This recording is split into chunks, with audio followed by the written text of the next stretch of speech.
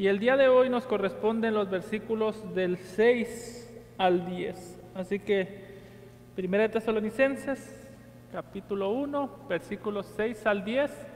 Vamos a estar estudiando, dándole lectura a este pasaje que nos describe a una iglesia ejemplar. Y cuando lo tenga, si por favor puede ponerse sobre sus pies y responderme con un amén. Amén. ¿Estamos listos entonces? 1 Tesalonicenses, capítulo 1, versículos del 6 al 10. Dice la palabra de nuestro Dios.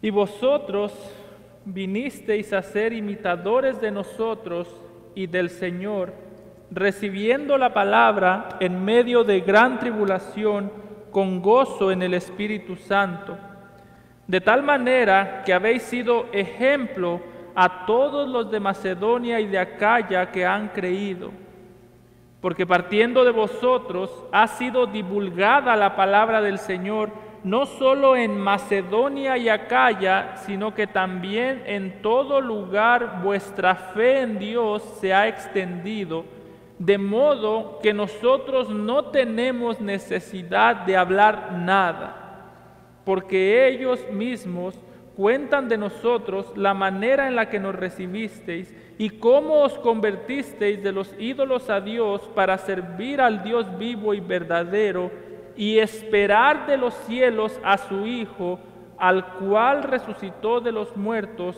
a Jesús, quien nos libra de la ira venidera. Amado Padre, te damos gracias por esta porción de las Escrituras. Gracias, Señor, porque al igual que los tesalonicenses tenemos una esperanza viva, tenemos seguridad en Cristo, Señor.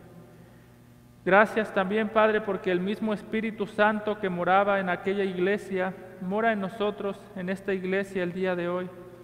Y, Señor, es con esperanza que nosotros oramos y levantamos nuestras voces clamándote, para que así como hiciste con la iglesia de Tesalónica, Señor, así como hiciste de ellos una iglesia ejemplar, tú hagas de nosotros una iglesia ejemplar.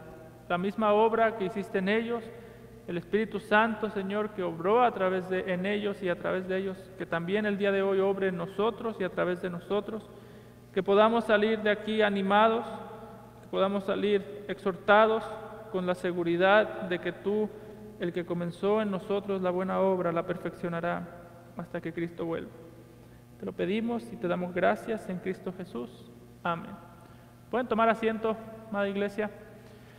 El día de hoy continuamos, como mencionaba, con esta serie que hemos llevado a través del libro de Primera de Tesalonicenses, y algo interesante que podemos ver en este pasaje al que acabamos de darle lectura es que en un sentido habla del mismo tema que vimos la semana pasada. Sin embargo, este pasaje describe ese tema desde otra perspectiva. Si usted recuerda, algo que estuvimos viendo la semana pasada fue que Pablo describió la iglesia de Tesalónica, como una obra que fue hecha por Dios. Mencionamos que la iglesia fue descrita por Pablo como una iglesia que fue elegida por Dios desde antes de la fundación del mundo, y en un sentido la describió como algo que Dios planeó en la eternidad pasada y algo que llevó a cabo en el siglo presente. Mencionamos que esta iglesia fue elegida antes de la fundación del mundo, fue Dios el que la eligió. En el presente fue Dios el que la trajo y el que la formó a través de la predicación de la palabra. Fue Dios el que atrajo a los tesalonicenses hacia sí mismo. Y el día de hoy vamos a estar viendo cómo esa misma iglesia es moldeada por Dios y cómo Dios continúa trabajando en la iglesia, no solamente como algo que empezó desde antes de la fundación del mundo, sino como algo que Él forma todo el tiempo.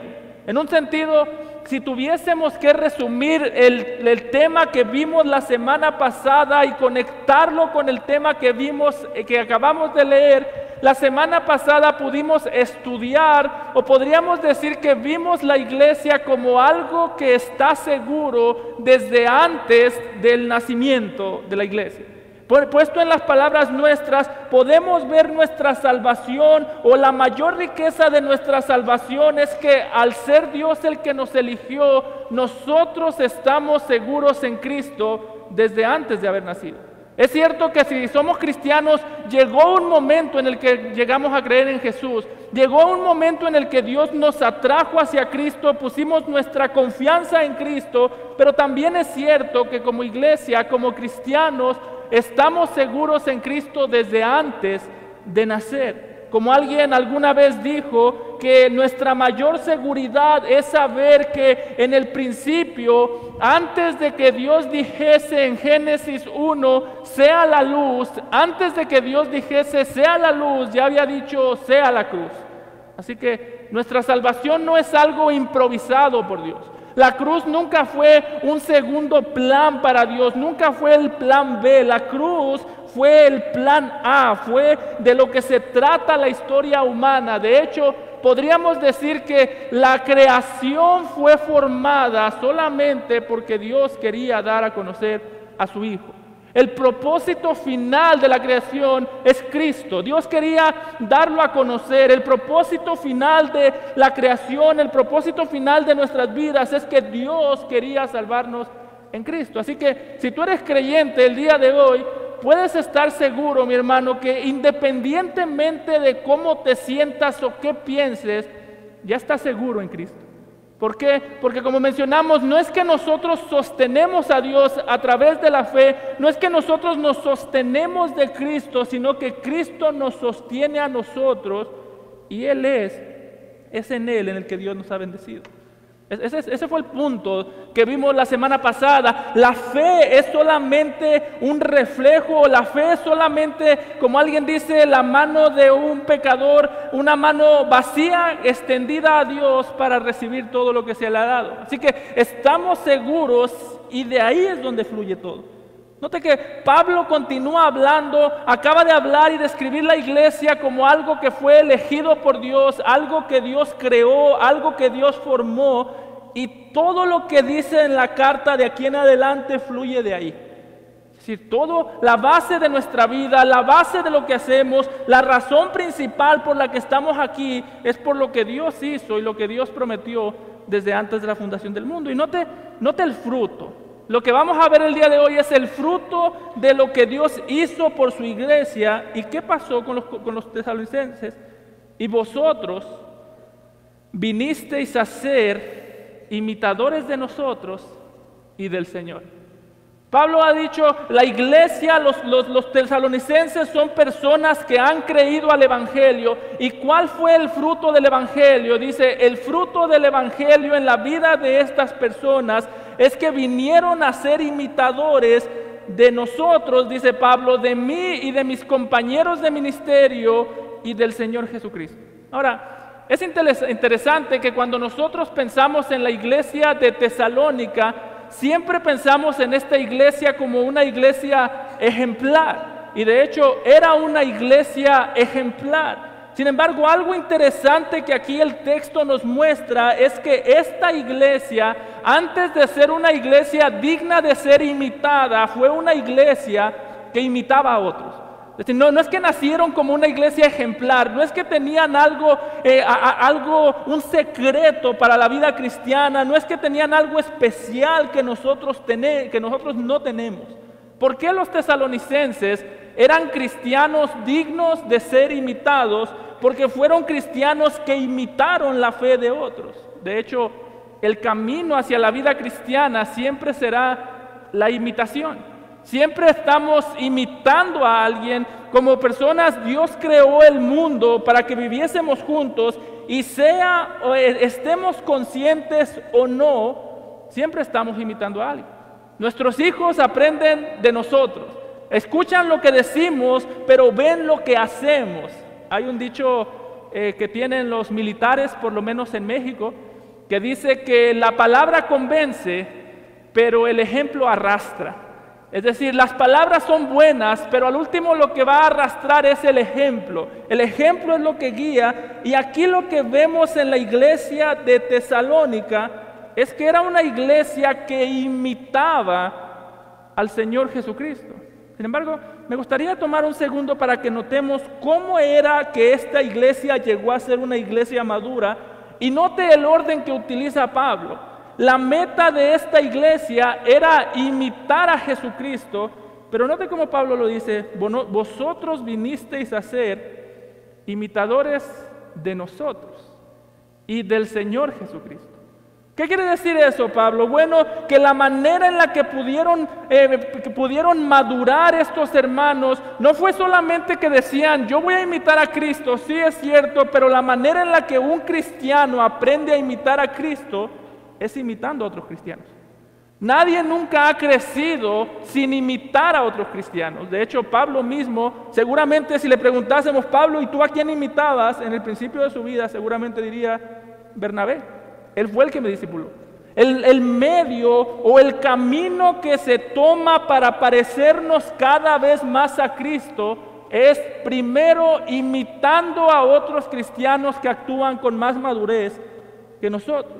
Esta es la fórmula que Pablo utilizaba, que de hecho, note cómo la dice también en 1 Corintios capítulo 11, versículo 1, cuando le dice a los corintios, sed imitadores de mí, como yo de Cristo.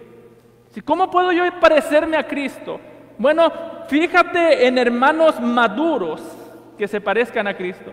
Nosotros como cristianos, algo que debemos dejar por claro es, necesitamos parecernos a Cristo, pero el camino no es un camino solitario, sino un camino de imitación a otros cristianos. Podría decirse que, aunque sabemos que el ejemplo principal de la iglesia es Cristo, también sabemos que la iglesia necesita ejemplos que ver con sus propios ojos. Pensémoslo de esta manera.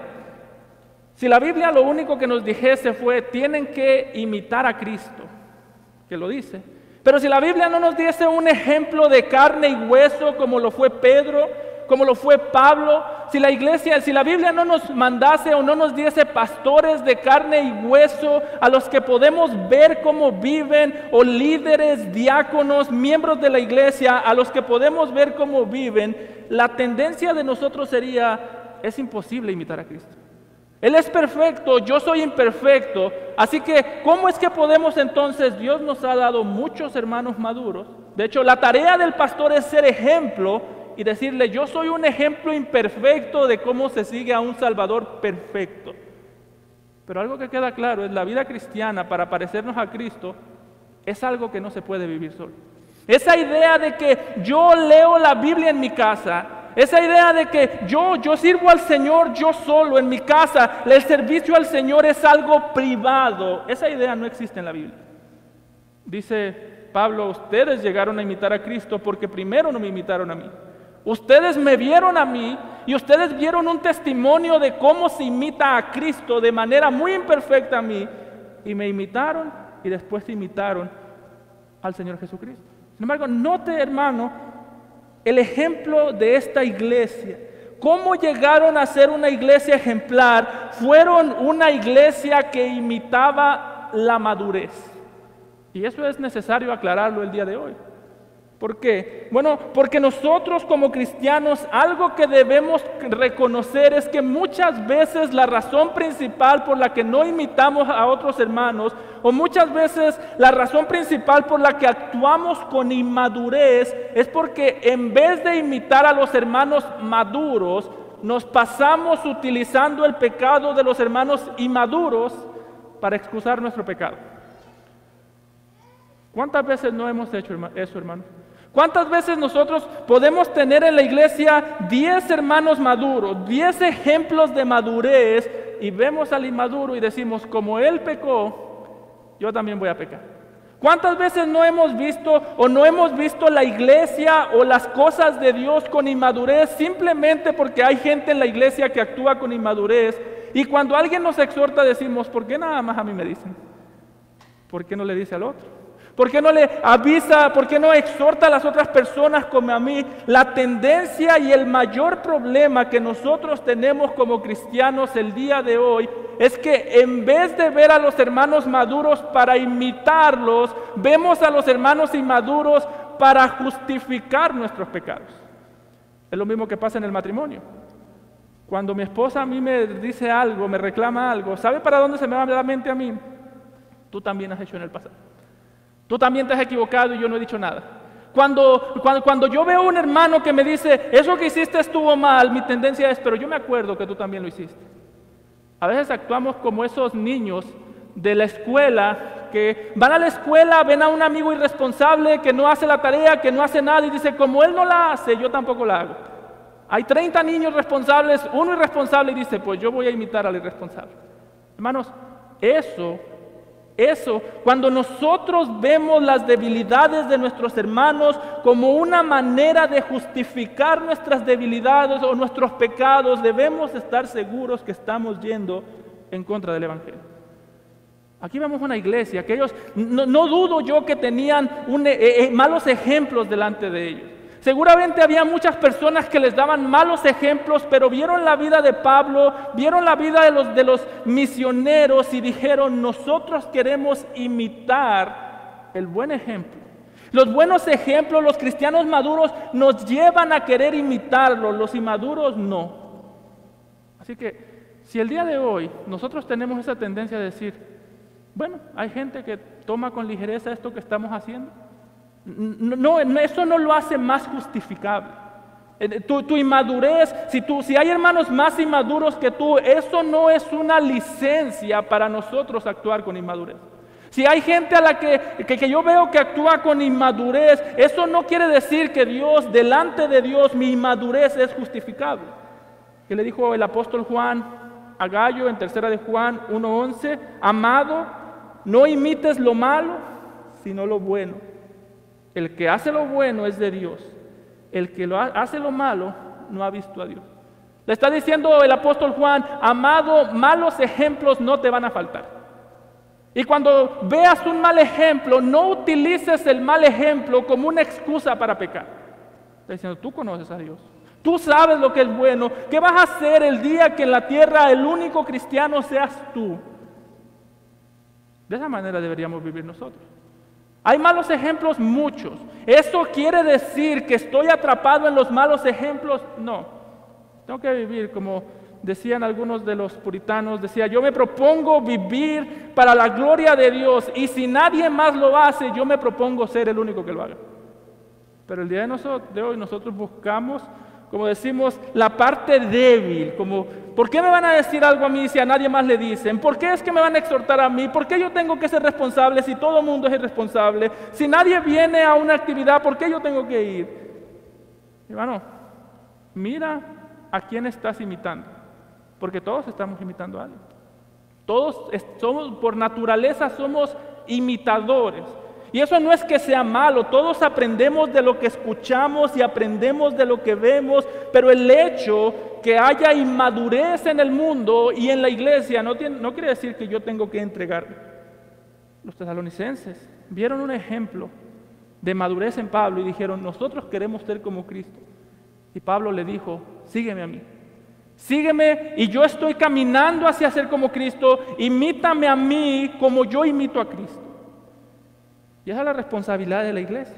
Una iglesia no llega a ser una iglesia ejemplar, justificando pecados, escondiendo pecados. Una iglesia no llega a ser una iglesia ejemplar, actuando o entregada hacia la inmadurez solamente porque el resto del mundo es inmaduro. Nota cómo esta iglesia, dice Pablo, fueron imitadores de nosotros. Ellos nos imitaron a nosotros. ¿Y cómo los imitaron a ustedes, Pablo, y al Señor Jesucristo? Recibiendo la palabra en medio de gran tribulación, con gozo del Espíritu Santo, de tal manera que habéis sido ejemplo a todos los de Macedonia y de Acaya y que han creído. Aquí podemos preguntar, ¿qué eran los tesalonicenses? ¿Eran imitadores o ejemplo? ¿Eran personas que imitaban a Pablo o eran personas que funcionaban como ejemplo para otra iglesia? Y la respuesta es las dos cosas. No se llega a una sin la otra. Yo no puedo llegar a ser ejemplo de nadie si yo no imito a nadie. Yo no puedo ser una persona que discipula a otras personas, que hace un discípulo si no soy primero discípulo. El día de hoy hay una tendencia de que todo el mundo dice que es líder. Aquí yo soy líder, hay seguidores y yo soy líder y tengo que sacar el líder que llevo dentro. ¿Sabes cómo se saca un líder? Primero siendo un seguidor. El único que no tuvo que seguir a nadie fue Jesús. Tú y yo, todo lo que podamos hacer, todo lo que nos podamos crecer, necesitamos aprenderlo de otra gente. De hecho, todo lo que hacemos aquí es fruto de la vida que alguien más ha invertido en nosotros. Si algo de mi ministerio, de lo que yo hago, de la predicación, le beneficia a usted, créame, no viene de mí. Hubo personas que usted no conoce que se desvelaron conmigo, que me tuvieron paciencia en todas las áreas de mi vida. Así que, como cristiano, tú debes preguntarte, ¿estás imitando a alguien de manera consciente? Porque si no, lo estás haciendo de manera inconsciente. Aquí la pregunta no es, ¿estás imitando a alguien? Lo estás haciendo. La pregunta es, ¿tú sabes a quién estás imitando? ¿A quién ves como un modelo? ¿A quién ves como alguien que puede seguir sus pisadas? Si la respuesta es no, está en graves problemas. Porque si no sabes, si tú no estás conscientemente siendo enseñado por alguien, hay gente que te está enseñando aun cuando tú no te das cuenta. Todo lo que hacemos tiene impacto. Note que aquí los tesalonicenses eran imitadores y después fueron ejemplo. Es interesante que en lo que fueron ejemplo no fueron cosas que se inventaron ellos. Las cosas que ellos hacían para ser ejemplo eran un ejemplo de lo que ellos habían visto de Pablo y de lo que Pablo había visto de Cristo. De hecho, todo lo que esta iglesia hacía puede ser trazado hasta el Señor Jesucristo. Note que nos dice dos cosas. Recibieron la palabra en medio de gran tribulación. Es decir, andaban conforme a la palabra aun cuando había sufrimientos en sus vidas. Dice que la recibieron con gozo del Espíritu Santo. Así que eran dos cosas básicamente. Recibieron la palabra, la obedecían en medio de la tribulación y lo hacían con gozo. ¿Dónde hemos visto eso? Bueno, eso es Jesús, eso es la vida de Jesús. Si nosotros vamos a lugares como Filipenses 2:8 nos dice que Jesús fue obediente al Padre, fue obediente a la palabra de Dios, fue obediente a la voluntad de Dios hasta la muerte y muerte de cruz. Es decir, en medio de la dificultad Jesús fue obediente. Jesús, la razón por la que Jesús sufrió tanto fue porque siguió la voluntad de Dios. La razón por la que los tesalonicenses sufrieron tanto fue porque siguieron la voluntad de Dios. Y dice que con gozo en el Espíritu. ¿Dónde vemos a Jesús con gozo sufriendo a pesar, o dónde vemos el gozo de Jesús a pesar del sufrimiento? El autor de Hebreos nos dice que por el gozo puesto delante de él, soportó la cruz. ¿Cuál gozo? ¿Cuál gozo tenía Jesús delante de él para soportar la cruz del Calvario? El gozo de ver a una iglesia comprada. Él obedeció la palabra en medio de tribulación, por el gozo de ver a su iglesia comprada, por el gozo de ver a cristianos con sus pecados perdonados, sufrió de manera gozosa. Y dice Pablo, ustedes tesalonicenses hicieron exactamente lo mismo. En medio de la tribulación, ustedes obedecieron la palabra. En medio de la tribulación, ustedes tenían gozo cuando había sufrimiento. ¿Y cuál era la motivación de los tesalonicenses? El ejemplo que habían visto en Pablo y el ejemplo que habían visto en Cristo. Ellos sabían, seguimos a un Salvador que obedeció la palabra de manera perfecta, que la obedeció hasta el sufrimiento, y seguimos a un Salvador que sufrió gozosamente por la iglesia. Hermano, eso es la vida cristiana. La vida cristiana es reconocer, mi Salvador obedeció la palabra aún al sufrimiento, yo la voy a obedecer así sea, que cueste sufrimiento. Mi Salvador con gozo sangró por la iglesia. Y mi hermano, si Jesús, siendo el perfecto, sangró por la iglesia con gozo, si Jesús no renegó cuando sufrió por la iglesia, siendo Él el perfecto, yo creo que lo menos que podemos hacer es tener gozo y sudar y derramar lágrimas con gozo por la iglesia. Eso era lo que hacía esta iglesia. Los tesalonicenses eran una iglesia que vinieron a ser ejemplo, y note que la manera en la que ellos trataban con la palabra y la manera en la que ellos se mostraban gozosos en medio del sufrimiento fue lo que impactó a las iglesias que los rodeaban. Pablo dice que vinieron a ser ejemplo, de tal manera que habéis sido ejemplo a todos los de Macedonia y de Acaya que han creído. Cuando la gente veía a estos hermanos decían, queremos ser como los tesalonicenses. Pero ¿cuál es el punto que podemos ver aquí? Bueno, primero, la iglesia crece imitando. La iglesia, después de imitar, se vuelve ejemplo, y la manera en la que una iglesia trata con la palabra de Dios y la manera en la que una iglesia sufre, la manera o la seriedad con la que la iglesia trata la palabra, impacta a todo el mundo. Hemos dicho, la pregunta no es si seguimos un ejemplo o no. La pregunta no es si somos imitadores o no, lo somos. Y podemos decir lo mismo de ejemplo. La pregunta no es si tú y yo somos ejemplo. La pregunta es qué clase de ejemplo somos. La manera en la que yo trato con la palabra de Dios, la manera en la que yo vengo a la iglesia, la manera en la que yo tomo la Biblia, es un ejemplo para las personas que me rodean. Así que mientras tú estás aquí sentado, tú estás siendo de ejemplo, ya sea que es mal ejemplo o buen ejemplo. Desde que tú entras por esas puertas, desde que tú sales de tu casa, desde que tus hijos ven la actitud con la que tú tomas la iglesia, estás siendo un ejemplo para ellos. Ellos están aprendiendo de lo que ven. Quizás no dicen nada, pero están aprendiendo. Si no hay seriedad de tu parte hacia la iglesia, tú no esperes hijos serios hacia la iglesia. A veces decimos, yo no sé a qué horas mis hijos se descarriaron. Es que yo no sé si alguna vez estuvieron encarriados. Porque si no les dimos el ejemplo. Tú no puedes esperar que la iglesia sea madura para después tú cambiar. Porque ¿sabes qué? El problema eres tú y soy yo. Dicen que una vez un periodista en Inglaterra preguntó en la página principal del periódico, preguntó, ¿cuál es el problema del mundo? ¿Qué problema tiene el mundo? Y que alguien respondió, Señor, el problema soy yo. El problema somos nosotros. Así que, ¿cómo tú viniste el día de hoy a la iglesia? Cuando venías en el camino, en la noche anterior, ¿cómo te preparaste? ¿Qué es lo que ven tus hijos cuando tú vienes a la iglesia? ¿Qué es lo que ven otros cristianos? No, es que yo vengo y yo solamente vengo por la palabra de Dios. La palabra de Dios dice que eres un ejemplo. ¿Está siendo ejemplo bueno? ¿Está siendo ejemplo malo? Eso ya es otro tema, pero eres un ejemplo. La manera en la que tú entraste por esas puertas, la manera en la que escuchas, la manera en la que tú actúas, lo que haces cuando te levantas de estas sillas, es un ejemplo. Por eso es que Pablo le advertía a Timoteo en 1 de Timoteo 4:12, ninguno tenga en poco tu juventud, sino sé ejemplo de los creyentes en palabra, conducta, amor, espíritu, fe y pureza.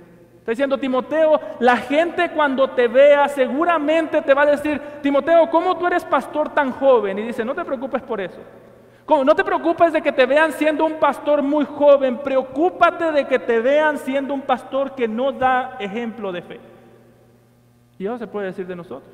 Eso era verdad no solamente de Timoteo, sino también de nosotros. Hay muchas cosas que no debo preocuparme, pero la manera en la que la gente ve que yo trato con la fe, la manera en la que la gente ve cómo yo hablo, mi conducta, mi amor, mi espíritu, fe, pureza, debería preocuparme mucho.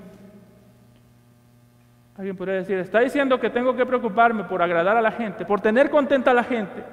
No. Lo que estoy diciendo es, no estoy diciendo preocúpate por lo que la gente piensa de ti, estoy diciendo preocúpate por lo que la gente piensa de Dios después de verte a ti. Eso sí, y eso es mucho más grave. Si la gente no está contenta conmigo, está bien, pero ¿qué piensa la gente cuando me ve? ¿Qué piensa la gente de Dios cuando me ve? Eso sí me preocupa. Así que hagámonos una pregunta. Si nosotros fuésemos, y esto va para todos nosotros, si el día de hoy a ti se te garantizara, la iglesia te va a imitar en todo lo que hagas, ¿qué tipo de iglesia seríamos? Supongamos que el Señor baja y le dice, tú, miembro de Gracia Eterna, todo lo que tú haces el día de hoy, la iglesia lo va a hacer idéntico. ¿Qué tipo de iglesia seríamos? ¿Qué tipo de iglesia seríamos si toda la iglesia me imita a mí? Y mucho más, ¿qué tipo de iglesias habría en esta ciudad si todas las iglesias son como Gracia Eterna? Eso nos ayuda a ver una evaluación de cómo somos como discípulos. ¿Somos un discípulo que imita la madurez o somos un discípulo que imita la inmadurez y se queda y justifica sus pecados utilizando la inmadurez de otros? ¿O somos discípulos dignos de ser imitados? No, pastor, pero es que no me vean a mí, que vean a Cristo a través de ti. Ese es el lenguaje que utiliza la Biblia. No, es que, ¿quién les manda a verme a mí? ¿Quién les dijo que yo los puedo salvar? Nadie, pero la Biblia dice, Dios dice, mira a mis hijos y ahí vas a saber quién soy yo. Así que Dios ha mandado de ti ser un ejemplo.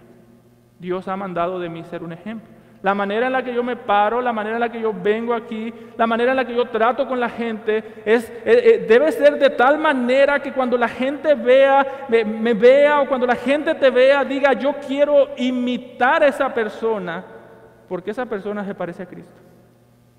Piensa por un segundo, ¿para dónde iría la iglesia si te imita? ¿Para dónde iríamos todos si te imitamos a ti? ¿Te congregarías en esa iglesia? ¿Te congregarías en una iglesia donde todos se parecen a ti? Bueno, aquí Pablo ve a los tesalonicenses y dice, esa iglesia es digna, que de hecho es la única iglesia del Nuevo Testamento que se dice que fue ejemplar. No hay otra iglesia que diga, ese fue un ejemplo. No estoy diciendo que no había más iglesias ejemplares o más iglesias saludables, lo había, pero de ninguna se dice como de la iglesia de Tesalónica. Son un ejemplo. Es una iglesia, hermanos, que llegó a ser ejemplo porque llegó a ser humilde.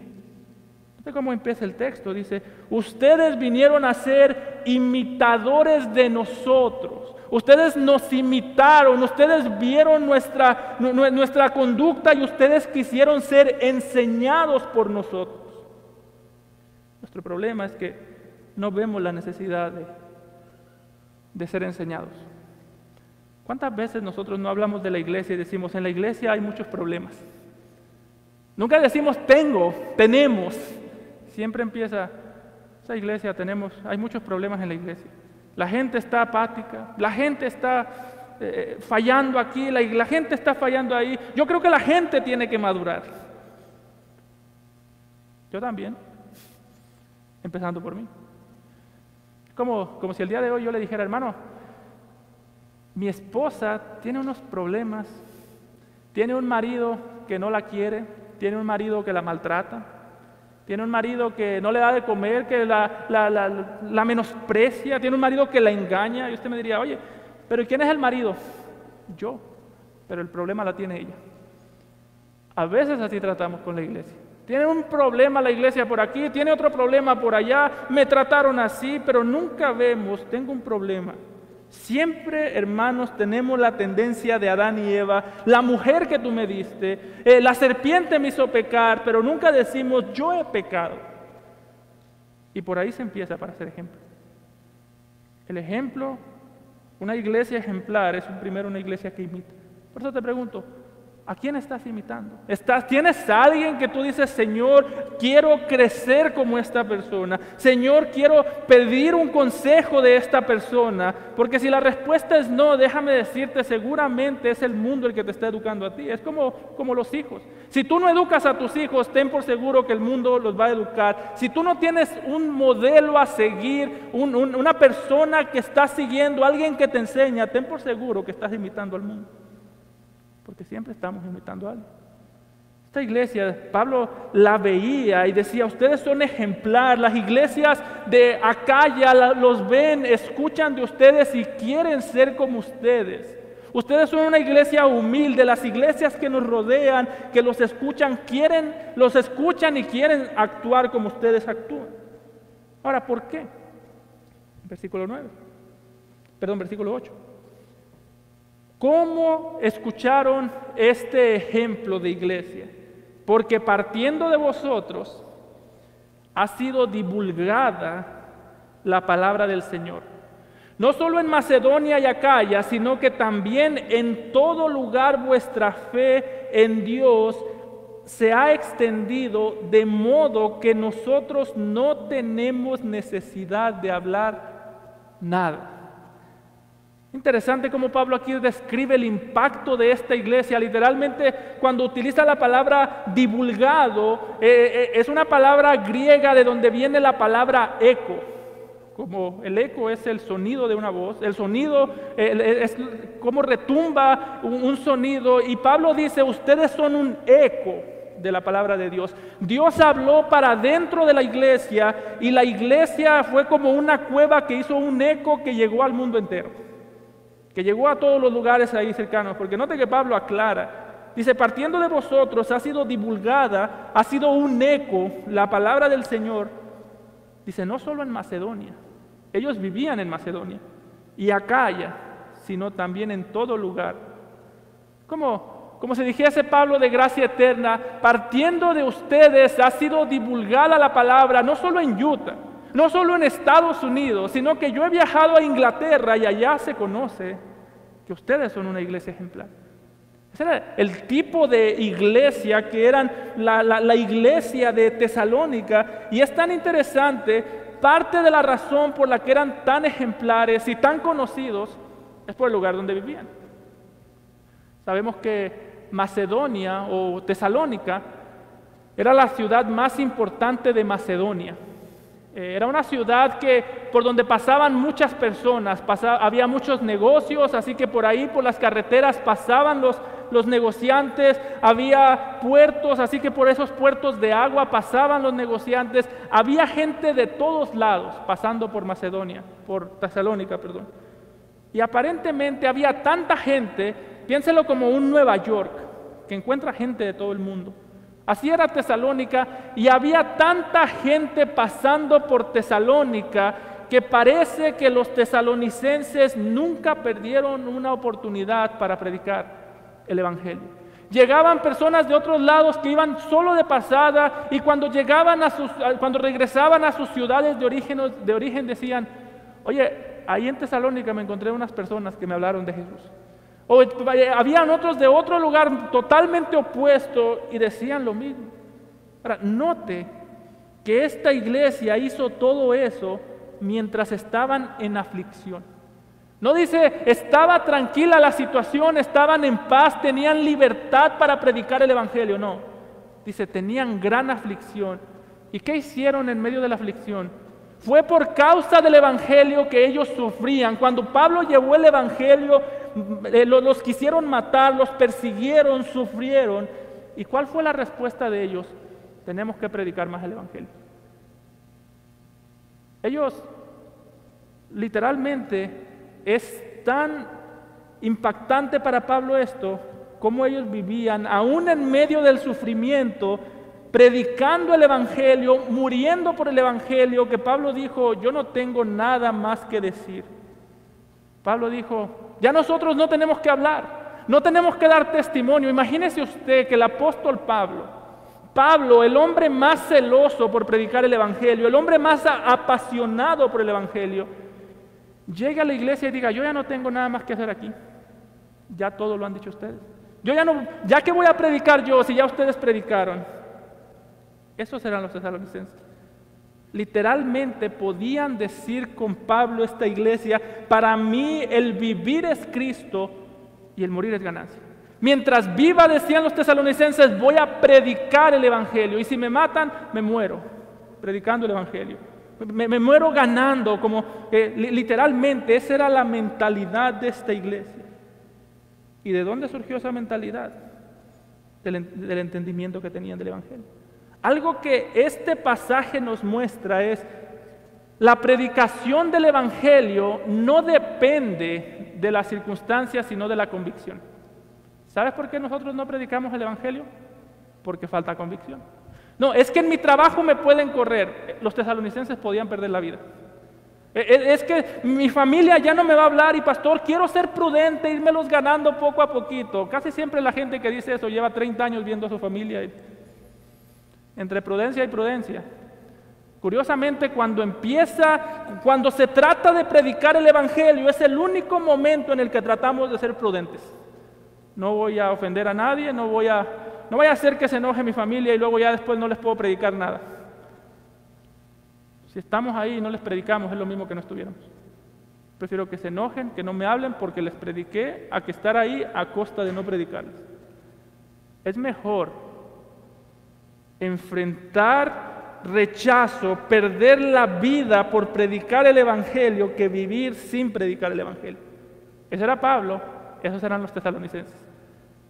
Decían, si el precio para yo tener familia conmigo es callar el Evangelio, yo no me quiero callar. Yo prefiero perder a mi familia.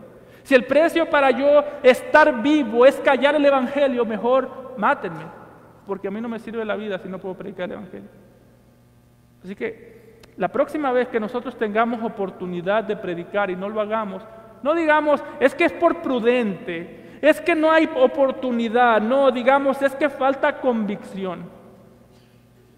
Y aquí volvemos al ejemplo. Si nosotros fuésemos a tu trabajo y dijésemos, vengo aquí a buscar un cristiano, ¿cuántos te apuntarían a ti de los incrédulos? Vengo aquí a buscar un cristiano para hablar con él. ¿Cuántas personas podrían decir, él es cristiano? ¿Por qué? Porque me ha predicado el Evangelio. Aquí no estamos hablando de que nos vamos a ganar la salvación predicando el Evangelio, estamos hablando de que estamos llamados a predicar el Evangelio y esto es lo que la iglesia de Tesalónica hacía. Eso es una iglesia ejemplar, una iglesia que, como dicen los apóstoles en Hechos capítulo 5, que no puede callar lo que han visto y oído. Es interesante que cuando vemos a los cristianos de la Biblia, los apóstoles decían que se llenaban de gozo, de ser contados como dignos de sufrir por el Evangelio. A nosotros nos llena de gozo hacer lo menos posible por el Evangelio.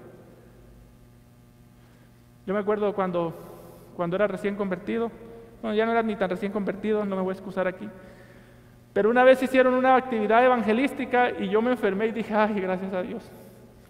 Gracias a Dios que me enfermé porque no voy a ir a predicar y tengo una buena excusa. Ese fue mi pensamiento. Lo digo para ilustrar, pero esa muchas veces es la situación. Gracias a Dios que tengo una buena excusa. Gracias a Dios que no voy a quedar mal, pero al mismo tiempo me libro. Los tesalonicenses decían, voy a predicar el Evangelio.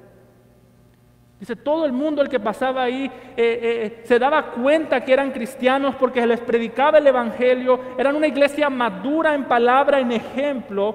Y note cómo lo dice, cómo sabían que esta iglesia, cuál era el ejemplo que ellos daban. Versículo 9, porque ellos mismos, las iglesias de Acaya y la zona, cuentan de nosotros la manera en la que nos recibisteis y cómo os convertisteis de los ídolos a Dios para servir al Dios vivo y verdadero y esperar de los cielos a su Hijo, al cual nos resucitó de los muertos, a Jesús, quien nos libra, de los muertos, a Jesús, quien nos libra de la ira venidera. Nota que dice, la manera en la que ustedes vivían fue de ejemplo, porque la fe se escuchó a través de ustedes. La palabra de Dios resonó, ustedes divulgaron la palabra de Dios y cuando la gente los vio, la conclusión de ellos fue, los tesalonicenses ya no adoran a los ídolos.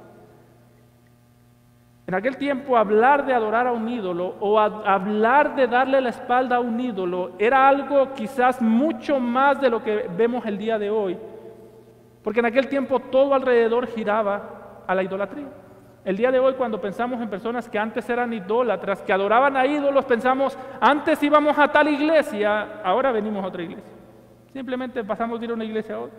Pero en aquel tiempo todo giraba alrededor de los ídolos. Los ídolos eran considerados los que mantenían la economía. Ellos decían, tenemos dinero gracias a los ídolos.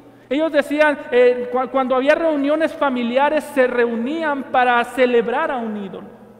Cuando había un matrimonio nuevo que se quería casar, o que ya estaba casado y quería hijos, decían, vamos a hacer una cena para Epafrodita, nos vamos a reunir en la mesa y vamos a pedirle todos juntos que este matrimonio tenga hijos.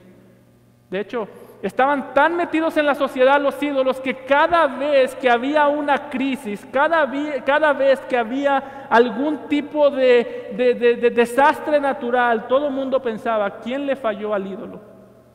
¿Quién no adoró al ídolo? ¿Y qué hacían? Empezaron a sufrir los tesalonicenses. Cuando había una crisis decían, miren, son por esos cristianos que no adoran al ídolo. Cuando había una reunión familiar y ya no querían ir los tesalonicenses, decían, tú le estás dando la espalda a la familia. Y dice, ustedes abandonaron a los ídolos y ustedes le dieron la espalda totalmente al mundo. Así que era tan evidente que estas personas ya no servían a los ídolos. ¿Quieres saber por qué? Porque lo perdieron todo. Perdieron familia, perdieron hijos, perdieron muchos de ellos la vida, perdieron beneficios económicos, perdieron oportunidad de hacer negocios, los que eran negociantes. Algunos perdieron inclusive oportunidad de comprar comida porque nada más le vendían a los que tenían ídolos. Y dice Pablo, se ve que su fe es genuina porque aun cuando lo perdieron todo, continuaron. Se convirtieron de los ídolos a Dios para servir al Dios vivo y verdadero. Aquí Pablo está utilizando unas palabras que tomó prestadas del Antiguo Testamento de lugares como Éxodo capítulo 20, versículos 2 al 3, cuando el Señor saca a la nación de Israel, los saca de Egipto, los saca de un país idólatra y dice, yo soy Jehová tu Dios, que te saqué de la tierra de Egipto, de casa de servidumbre. Y dice, no tendrás, para esto te saqué. Te saqué, te liberé gratuitamente, por gracia te liberé, te saqué de Egipto. ¿Y para qué me sacaste? ¿Para qué me salvaste? No tendrás dioses ajenos delante de mí. Pero Dios, todo lo que yo conozco es idolatría, sí, pero ahora me conoces a mí. Antes vivías delante de los ídolos, ahora vives delante de mí. Y es lo mismo que está diciendo Pablo aquí. Cristo a ustedes a través de la cruz los sacó de la esclavitud, los sacó a ustedes de la idolatría, de tal manera que ustedes le dieron la espalda al mundo entero. Y Pablo, note que Pablo no les habla con lástima, no dice, pobrecitos de ustedes que cómo sufren. ¿Cómo sufren ustedes? Pobrecitos, ¿cómo están sufriendo? No, Pablo dice, si tienen que sufrir, sufran más, pero no le den la espalda al Evangelio. Eso es una iglesia ejemplar. Hermanos, esto es fácil leer, pero estamos hablando de que estas eran vidas, las que se estaban perdiendo, familias que estaban dejando atrás a sus familiares. Esto eran dificultades reales, pero Pablo no se ve que tenga lástima de ellos. De hecho, hay en 2 de Corintios 8, 1 al 3 dice que las iglesias de Macedonia eran consideradas iglesias pobres, iglesias que sufrían, pero iglesias que entregaron su corazón al Señor, iglesias generosas hacia la obra del Señor. Es decir, estaban llenos de sufrimiento, llenos de dolor, llenos de posiblemente hermanos en la fe que habían muerto. En la iglesia cada vez había menos miembros, quizás no porque se iban, sino porque los mataban. Y ellos decían, queremos servir al Señor. Entonces, ¿cuál es la razón por la que nosotros no? Falta de convicción. No hay convicción. Hay costumbre de venir a la iglesia, no hay convicción, no hay un interés por imitar la madurez, no hay un interés por ser un ejemplo y por ende caemos en costumbre. Y estamos aquí por costumbre. Pero esta iglesia tenía convicción. Algo que debemos recordar, hermanos, es que note cómo esta iglesia la describe como una iglesia que fue liberada de los ídolos. Y la razón por la que el texto nos dice que fue liberada de los ídolos, nos dice que ellos predicaban el Evangelio y fueron liberados de los ídolos, es porque la manera en la que fueron librados de los ídolos fue que constantemente luchaban contra esos ídolos, predicando el Evangelio. Veámoslo de esta manera. Cuando yo no hablo de Cristo, ¿de quién hablo? De mí, de mis logros, de lo que yo soy, de lo que yo he hecho. De hecho, es interesante que el tema favorito mío soy yo. A veces, sí, pues es que es lo único que conozco. No, es lo único en lo que nos centramos. Estos tesalonicenses fueron librados de la idolatría primero a través de la cruz del Calvario. Cuando creyeron en Cristo, conocieron al Dios verdadero. Pero ¿por qué Pablo menciona que predicaban la palabra y luego dice fueron librados de los ídolos? Porque tenían una lucha constante contra los ídolos. La idolatría no es algo que yo venzo una vez y ya, es algo con lo que yo lucho todos los días de mi vida, y parece que la manera en la que lo hacían era predicando el Evangelio. Es interesante, note cómo el texto nos presenta esto. Dice que ellos divulgaban la palabra, después dice dejaron a los ídolos para servir al Dios vivo. Y note cuál era la conclusión, que después de que predicaban el Evangelio, nadie decía, wow, los tesalonicenses solamente. Decía, hablan de ustedes, ¿y qué dicen de nosotros, Pablo? Que dejaron a los ídolos para servir al Dios vivo. No decían, qué grandes son los tesalonicenses, qué admirables son los tesalonicenses. Decían, qué grande y admirable el Dios de los tesalonicenses. Interesante que esto podría parecer contradictorio, porque por un lado el texto dice que ellos eran ejemplo, pero por otro lado dice que la atención no estaba en ellos. Esto a veces es contradictorio, porque si yo soy ejemplo para una persona, se espera que esa persona tenga sus ojos en mí todo el tiempo, que esté hablando maravillas de mí, que si soy ejemplo para mi esposa, se esperaría que esté hablando maravillas de mí. Pero si soy un buen ejemplo para mi esposa, se espera que cuando me vea hable maravillas de Dios. Y eso fue lo que pasó con los tesalonicenses. Los veían y decían, qué gran Dios tienen los tesalonicenses, qué gran Salvador predican los tesalonicenses. ¿Tú quieres luchar contra la idolatría? Deja de hablar de ti. Habla del Salvador en el que creíste. Hablemos del Salvador en el que creímos. De hecho, tú y yo, ¿quieres saber cómo podemos identificar un ídolo? Lo hemos hablado en el pasado, cuando vimos Primera de Juan al final del capítulo de la carta de Juan. Pero para recordar un poco cómo nosotros luchamos con la idolatría, fíjate qué cosas te hacen feliz y de qué cosas dependes para ser feliz. Y si eso no tiene nada que ver con Dios, eso es un ídolo. Más aún, fíjate qué es lo que presumes. ¿Qué es lo que tú te sientes necesidad de que la gente sepa? Es que a veces yo hago una buena obra y necesito que la gente lo sepa. Eso es idolatría.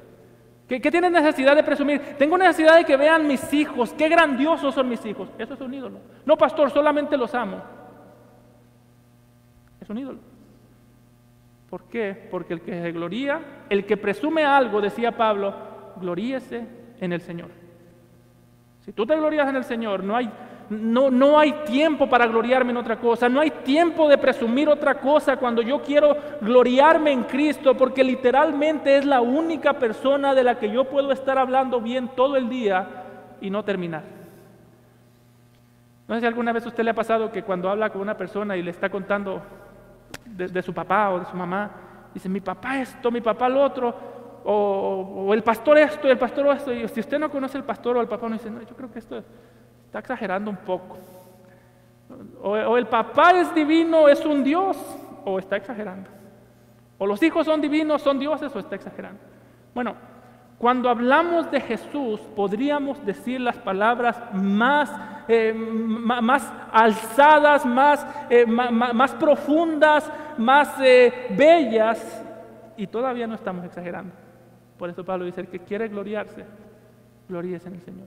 Y por eso es que los corintios, ¿qué hacían? Los tesalonicenses divulgaban la palabra de Dios, y cuando la gente escuchaba a los tesalonicenses decía, wow, qué Dios el de los tesalonicenses. Es interesante que ellos eran ejemplo, pero la atención no se quedaba en ellos. Es interesante que la Biblia me manda a ser ejemplo, pero la atención no se va a quedar en mí. De hecho, muy probablemente si soy un buen ejemplo, en el futuro la gente se va a acordar de mí como un hombre que fue amado por Dios, que fue perdonado por Dios, como un hombre en el que Dios hizo una obra, no un hombre que hizo muchas obras para Dios. Eso es el ejemplo cristiano. Estos tesalonicenses, interesante, tenían su vista puesta en dos lados. Por un lado, habían puesto su vista en el Señor Jesucristo, en la cruz. Jesús murió por sus pecados. Y por otro lado, dice el versículo 10, que esperaban del cielo a su Hijo, el cual resucitó de los muertos, a Jesús, quien nos libra de la ira venidera. ¿Cómo luchaban contra la idolatría? Primero, veían hacia atrás, hacia la cruz, y recordaban: por la cruz yo ya no tengo que adorar más un ídolo, por la cruz yo soy una nueva criatura. Y veían hacia el futuro, al Salvador que esperaban. Decían: por la cruz yo puedo estar seguro que Cristo me amó. Cuando veo al futuro y veo que Cristo vuelve por su iglesia, puedo estar totalmente seguro que Él sigue amando a su iglesia, por eso vuelve por ella. ¿Y qué era lo que hacía eso? Veían el amor de Dios en Cristo, veían la obra de Cristo, veían el amor que Cristo les había entregado en la cruz, el amor que Cristo había prometido, al punto que el amor de Cristo se volvía pero sus ojos se volvían tan llenos del amor de Cristo que dejaban de poner sus ojos en lo que los ídolos prometían. Y eso es lo que nosotros tenemos que hacer. Cuando tú te sientas atraído por un ídolo, mira hacia atrás, recuerda que para ese ídolo que te está delante de ti, el precio que Cristo tuvo que pagar para perdonar tus pecados fue su sangre. ¿Vamos a abrazar ídolos cuando nuestro Salvador murió por culpa de esos ídolos? ¿Por culpa de nuestra idolatría? Cuando te sientas tentado por el ídolo, medita en el amor que fue reflejado en la cruz, medita en el Salvador que vuelve. Y eso llenará nuestro corazón del amor que hemos recibido de Dios.